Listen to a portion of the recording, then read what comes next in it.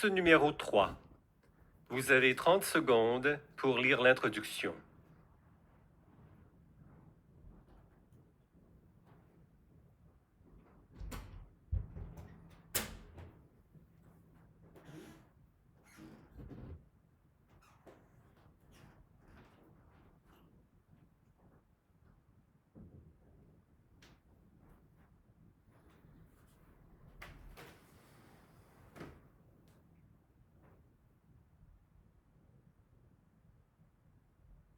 Vous évoquez aussi d'autres événements marquants. Quels sont ceux que vous pointez plus particulièrement dans cette édition? Plus particulièrement, c'est tout ce qu'on a appelé le Web 2.0, c'est-à-dire la possibilité pour n'importe quel internaute de mettre sur Internet ce qu'il a envie d'y mettre, fût-ce son journal intime pour ses propres amis. Ça, ce sont les blogs. Les blogs, après tout, ce ne sont que des journaux intimes. Vous racontez votre vie à tous ceux qui sont sur le même site que vous et à qui vous avez donné l'adresse de votre blog. Ensuite, il y a eu les réseaux sociaux, c'est beaucoup plus large. Facebook, par exemple, où l'on a commencé à faire autre chose qu'à raconter, au fond, sa vie, ce qui ne présente pas forcément toujours des avantages. On a commencé à dire que l'on vient d'acheter une voiture, qu'on la trouve extraordinaire, etc. Et aujourd'hui, les grandes marques, qu'il s'agisse des grandes marques de boissons ou des grandes marques d'automobiles, sont extrêmement attentives et ils ont des observateurs pour ça. Ils sont extrêmement attentifs pour savoir exactement ce que l'on dit d'eux dans un climat de confiance. Car évidemment, quand vous avez une brochure vous vantant les mérites d'une voiture, quand cette brochure émane du constructeur, vous êtes tenté de ne pas la croire sur parole. En revanche, quand un de vos amis ou quand quelqu'un dont vous avez l'habitude de suivre la vie quotidienne vous dit qu'il a acheté une voiture et qu'il la trouve extraordinaire, ou qu'à l'inverse, il la trouve tout à fait défaillante, évidemment, ça a un impact considérable. Et aujourd'hui, les grandes marques, comme les petites d'ailleurs, font très attention à ce que l'on dit d'elles sur Internet, à travers notamment ces réseaux sociaux. C'est quand même un bouleversement considérable. On peut dire qu'en 2005-2006, lorsque Facebook a fait beaucoup parler de lui, Internet n'était guère pour les grandes marques qu'un moyen de promotion, de publicité ou un moyen commercial. À partir de 2005-2006, Internet n'a pas été seulement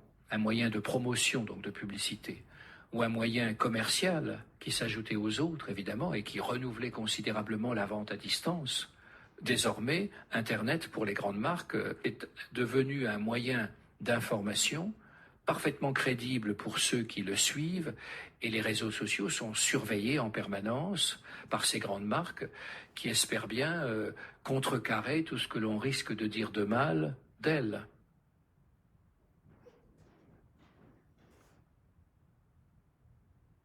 Now listen again. Maintenant, écoutez de nouveau.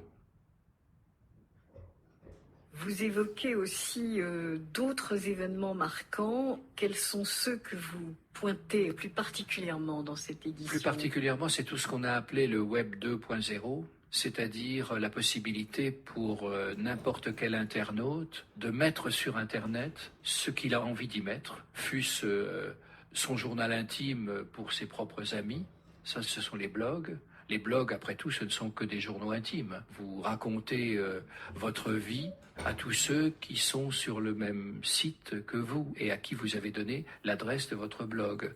Ensuite, il y a eu les réseaux sociaux, c'est beaucoup plus large. Facebook, par exemple, où l'on a commencé à faire autre chose qu'à raconter, au fond, sa vie, ce qui ne présente pas forcément toujours des avantages. On a commencé à dire que l'on vient d'acheter une voiture, qu'on la trouve extraordinaire, etc. Et aujourd'hui, les grandes marques, qu'il s'agisse des grandes marques de boissons ou des grandes marques d'automobiles, sont extrêmement attentives et ils ont des observateurs pour ça. Ils sont extrêmement attentifs pour savoir exactement ce que l'on dit d'eux dans un climat de confiance. Car évidemment, quand vous avez une brochure vous vantant les mérites d'une voiture, quand cette brochure émane du constructeur, vous êtes tenté de ne pas la croire sur parole.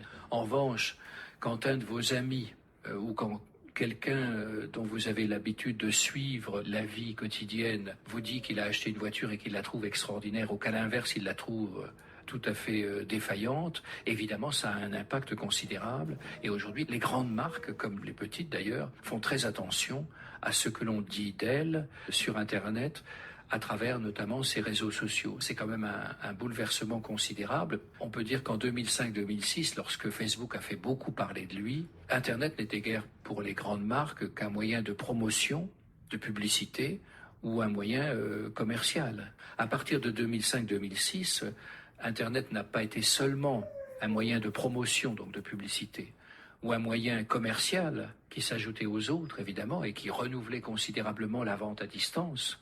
Désormais, Internet, pour les grandes marques, est devenu un moyen d'information parfaitement crédible pour ceux qui le suivent, et les réseaux sociaux sont surveillés en permanence par ces grandes marques qui espèrent bien contrecarrer tout ce que l'on risque de dire de mal d'elles.